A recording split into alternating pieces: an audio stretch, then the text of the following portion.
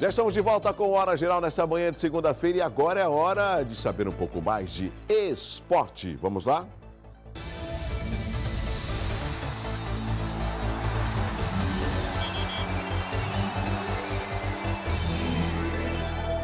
O Santos venceu o Goiás por 2-0 na 25ª rodada do Campeonato Brasileiro. A partida foi no Pacaembu e agora o Peixe ocupa a 8ª posição com 36 pontos. Os gols foram marcados por David Braz aos 13 minutos do primeiro tempo e por Geovânio, que substituiu Robinho aos 17 minutos da etapa final. Já no próximo sábado, o Santos joga contra o Flamengo no Maracanã. Já o Goiás receberá o Figueirense no Serra Dourada. Aí você fala assim, Douglas, sábado, jogo por quê? Lógico, as partidas serão antecipadas por causa da eleição no domingo, dia 5 de outubro. Aqui ao meu lado, Olívia Pérez, cientista política. Olívia, tudo bem? Que bom recebê-la mais uma vez. Obrigada, Douglas. Bom dia. Bom dia a todos aqueles que nos assistem. Uma ótima semana para todos. Olívia, a gente conversava antes do programa, né?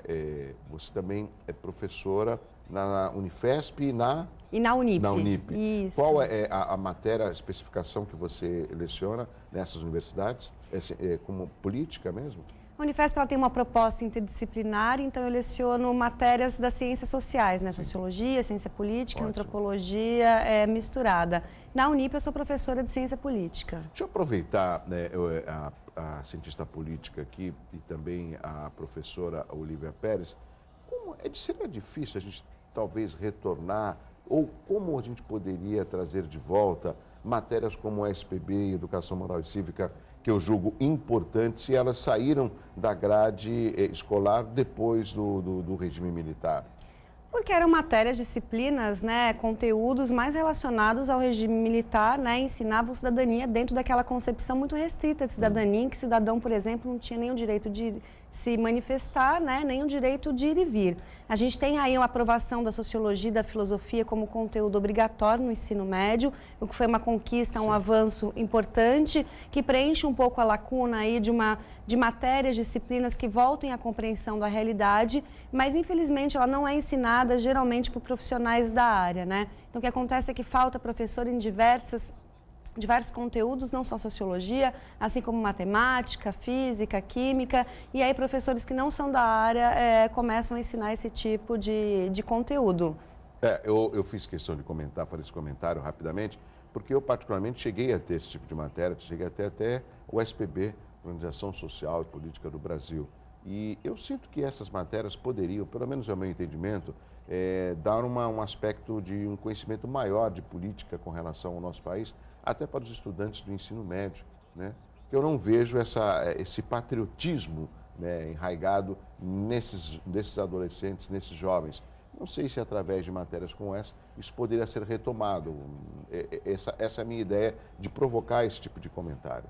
Eu acho que é essencial você ter conteúdos no ensino médio, fundamental, no ensino superior, que te ensinem acerca da sociedade brasileira e da organização política do Brasil. A gente vê aí muita gente sem saber coisas básicas acerca do nosso sistema político brasileiro, a diferença de um cargo de outro, o que é executivo, o que é legislativo. Sem dúvida, isso tinha que estar inserido em outros momentos do ensino escolar do educando. Essa iniciativa poderia partir, vamos supor, de determinados colégios ou depende de uma autorização do MEC, por exemplo? Eles já têm, né, a sociologia e filosofia como obrigatório, mas eu acho que há uma desvalorização para o conteúdo das ciências humanas geral, Douglas. Não só sociologia e filosofia, como português, história, geografia, que são profissões que não estão atreladas à remuneração muito alta. Então, é uma desvalorização geral, não só para quem está na escola, como para quem está fora da escola também. Bom, vamos continuar conversando com a cientista política Olívia Pérez. Eu, inclusive, no programa da segunda-feira passada, eu fiz já um convite para que ela retornasse pela proximidade das eleições. E eu, como jornalista, Olívia, eu tenho uma preocupação com relação ao que eu tenho lido, observado e conversado. Não só uma falta de interesse por parte de uma parcela significativa da população, mas também as pesquisas que acabam centralizando a disputa presidencial e não dando tanto espaço, ou seja, um espaço mediano para o governo do Estado e praticamente nenhum espaço com relação à Assembleia Legislativa e Câmara Federal. Qual o seu entendimento? Isso causa uma preocupação? Ou será que essa semana seria uma semana decisiva para que o eleitor e a população... Peraí, deixa eu analisar em quem eu vou votar. Eu acho que essa é uma semana decisiva, né? Passa a eleição, a gente sempre se depara com essa realidade, né? Um grande número de indecisos que vão decidir lá o seu voto na última hora. Mas, de fato, você tem um sistema político que prejudica não só a compreensão de qual a função de cada cargo, mas também da importância do legislativo. A gente tem aí mais de 1.000 candidatos, tanto a deputado estadual quanto a deputado federal. As pessoas têm uma dificuldade de conhecer. Eu também tenho uma dificuldade de conhecer, nem consigo conhecer todos eles. Então, a gente tem um próprio sistema que dificulta esse conhecimento e que dificulta essa escolha também. Com mais de 1.000 candidatos, né, como é que você vai pesquisar o perfil, as propostas de cada um? Realmente é um sistema que dificulta essa escolha. Se essa dificuldade ocorre para uma pessoa que lida com isso diariamente, imagina para o eleitor ou a eleitora, né, Olívia? Porque nós temos, como você falou, muitos candidatos e a escolha, ela se faz necessária ter até uma análise um pouco mais detalhada com relação à postura. E nós temos aí hoje a informação que é possível você saber o que determinado político ou candidato, o que ele passou, o que ele fez, se ele teve algum problema na justiça e se ele está tentando retornar à política. Ou seja, hoje é muito mais fácil, pelo menos no meu entendimento, não sei se no seu, de saber a vida pregressa daquele candidato que está postulando um cargo público. Isso não deveria facilitar a escolha por parte do eleitor? Acho que facilita, né? Hoje é muito mais fácil, a gente tem acesso à internet, você tem várias ferramentas, vários sites em que a pessoa consegue identificar todos os candidatos e escolher segundo alguma preferência, a profissão ou as propostas, tem diversas ferramentas que ajudam nesse sentido. Você tem a possibilidade, inclusive, de analisar a vida passada do candidato para ver se ele cometeu alguma infração. Mas são muitos candidatos, as pessoas tendem a votar naqueles que eles já conhecem, né? Naqueles nomes mais conhecidos. Não por acaso, para deputado federal, a gente tem os 5 primeiros colocados, pessoas que já estão no poder, que já são bastante conhecidas, porque essa dificuldade de buscar informação é tão grande pelo número, pela quantidade e pela própria desvalorização da importância do legislativo, que as pessoas tendem a votar nos nomes mais conhecidos e aí elas tendem a perpetuar em quem está no poder. Então é muito importante as pessoas saberem que não só para presidente não tem só 3 candidatos, tem muito mais, para governador não são 3, são muito mais, exato. E para deputado federal e estadual não são só aqueles mais conhecidos, são muito mais. Vale a pena buscar em quem você vai votar. Deixa eu pedir para o Marcão, como é um programa ao vivo, Marcão, deixa em stand-by os 2 prints dos jornais da Folha de São Paulo e também do jornal A Tribuna, que eu quero só repassar a manchete e quero o comentário da cientista política. Eu já vou chamar. Enquanto isso, eu vou só fazer uma outra pergunta. Com relação a esse grande número de candidatos, né, as pessoas pensam assim, algumas, lógico, sabe quem eu vou votar? Eu não tinha candidato, eu vou ver quem é o primeiro que está na pesquisa e vou votar nesse primeiro mesmo. Se ele está em primeiro, é ele que vai ganhar. As pessoas ainda se levam por esse efeito de acreditar nas pesquisas que são publicadas, lembrando que a validade delas depende de uma autorização da Justiça Eleitoral? Eu acho que influencia muito as pesquisas, né, em especial para os cargos majoritários, né, governador e presidente, porque a gente, muitas pessoas fazem o voto útil, né? Então elas são contrárias a determinado candidato, isso a gente consegue observar bastante para presidente, né? Quem é antipetista acaba vendo quem está mais próximo de chegar no segundo turno e acabam votando na Marina, porque as pesquisas indicam essa proximidade. É óbvio que as pessoas elas não escolhem só o seu candidato com base nas pesquisas eleitorais, mas elas influenciam sim a votação, principalmente na questão do voto útil. Por exemplo, vou colocar aqui, o Marcão já me avisou aqui no ponto que está tudo certo. Marcão, primeiro print da Folha de São Paulo, eu quero, olha lá, Dilma não cumpriu 43% das promessas de 2010. Compromissos nas áreas de ambiente e segurança tiveram pior desempenho. Por exemplo, Olívia, nesse caso, eu fiz um breve comentário a respeito de que se ela não cumpriu 43%, como diz a Folha de São Paulo, e tem um grande índice de rejeição, como que ela consegue estar em primeiro lugar e abrindo uma distância da segunda colocada, que é a Marina Silva, segundo os números que a gente tem acompanhado das pesquisas eleitorais? Olha, as políticas sociais, em especial delas, acabam, né, alcançam as pessoas com mais baixa escolaridade, mais baixa renda, e é nesse público que ela tem a maior votação, né? Então, provavelmente as propostas que ela não cumpriu, não deve atingir diretamente. Aqui atinge diretamente o eleitor-alvo dela, ela cumpriu. Agora, ela vem crescendo nas eleições também por conta de uma tentativa bem-sucedida dela e do candidato Aécio Neves de ficar criticando a Marina, desconstruindo a Marina, ficar batendo no fato de que a Marina ela muda de posição e provavelmente ela acabaria com as políticas sociais da Dilma. Então a Marina vem recuando, o Aécio cresce um pouco e a Dilma vem crescendo. Por exemplo, ontem no debate foram citados alguns pontos diretos à presidente Dilma, que também é candidata à reeleição, com relação a um grande número a falta de incentivo para o álcool, né, das usinas que foram fechadas de álcool, e foram citados também alguns investimentos que foram feitos em outros países. Ou seja, nesses dois itens, por exemplo, o que a cientista política Olívia Pérez quer dizer, como não é de um entendimento, de uma responsabilidade da maior número da população, então eles acham que isso não mudaria o seu dia a dia, não mudaria a economia e não afetaria diretamente. Seria mais ou menos isso? Mais ou menos isso. Além disso, quando os debates, né, envolvem termos de difícil compreensão para a população, eles acabam não afetando na escolha, né? Assim como os escândalos de corrupção. Também. Quando o escândalo de corrupção ele é facilmente visualizado pela população, né? Alguém colocou dinheiro no bolso, um dinheiro que não lhe pertencia, aí sim vai ter alguma repercussão. Agora, escândalos que envolvem termos de difícil compreensão, que não afetam diretamente o político, como o cartel dos metrôs, né? Ninguém sabe mais ou menos o que é cartel, né? Como a compra da refinaria de Pasadena, que também ninguém entende muito bem o que é, do que se trata, esses não afetam diretamente. Agora, não afetam diretamente, e essa é uma observação, eu julgo importante, porque nós não temos também um número suficiente de população, lógico, eleitores também, que tem uma massa crítica e um conhecimento para discernir e valorizar o seu voto. E aí a gente retorna à primeira discussão, que é a falta de políticas públicas para um tema importante que é a educação. Sem dúvida, né? Esses debates não afetam diretamente, em especial o eleitor da Dilma, né? Que é o menos escolarizado, o com mais renda mais baixa. Mas a gente volta, então, à importância de ciência política, legislação, direito, como conteúdos centrais no ensino fundamental e no ensino médio. Aqui já o jornal A Tribuna, o jornal A Tribuna, Marcão, traz a seguinte manchete: o empate, que é o Instituto de Pesquisa A Tribuna, aponta empate de Dilma e Marina em Praia Grande. A pesquisa indica que, em um eventual segundo turno, a vitória seria da socialista. E o que é interessante, por isso que eu quis fazer esse contraponto, aqui na nossa região, especificamente em Praia Grande, como o jornal A Tribuna mostra, acaba tendo quase um empate técnico com relação aos números da Dilma e da Marina e um distanciamento do Aécio. E essa mudança, como a manchete diz, num eventual segundo turno, a Marina ganharia. Por que aqui na nossa região, esses números, eles têm uma diferença se comparados à capital ou até outros estados? Também envolve aquela característica territorial?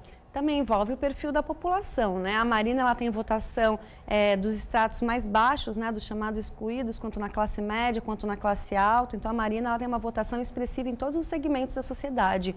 A Dilma não, né? O perfil do eleitor dela é o de mais baixa renda, menos escolarizado, ao contrário do Aécio, né? O perfil do eleitor do Aécio são os de renda mais alta e mais escolarizados. Quando você olha para o perfil da população, você consegue entender por que determinado candidato ganha em determinada região e não em outra. Se você for ver Santos, você tinha um resultado, não era exatamente igual, mas a Marina ganhava também, e o PT ele tende sempre a perder em Santos por causa dessa característica da população santista mais escolarizada com renda mais alta. Então, quando você olha para isso, você consegue perceber as diferenças.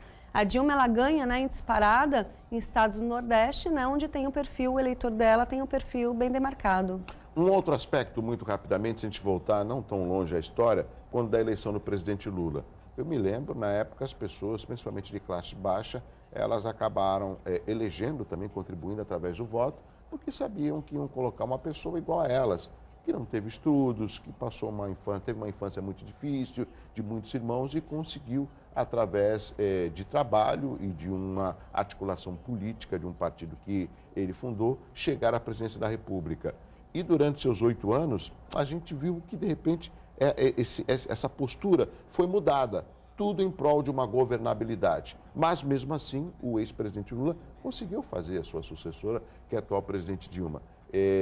A continuidade de alguns programas assistenciais também você acredita que faz com que esse índice dê uma certa vantagem para a presidente Dilma, que busca a reeleição? Ah, com certeza. O Lula ele não mudou só depois que ele chegou ao governo, ele mudou antes de se eleger, né?